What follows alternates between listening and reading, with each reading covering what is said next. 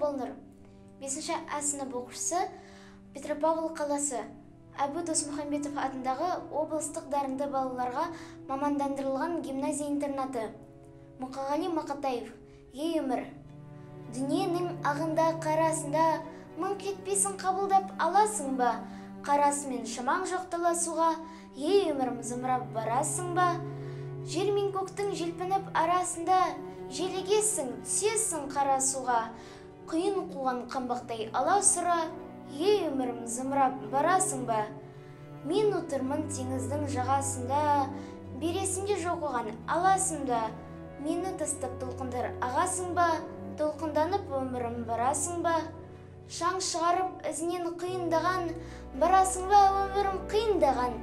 Сыйын маған, ей өмір сыйын маған, сыйынды алам мен сенің бұйырмаған.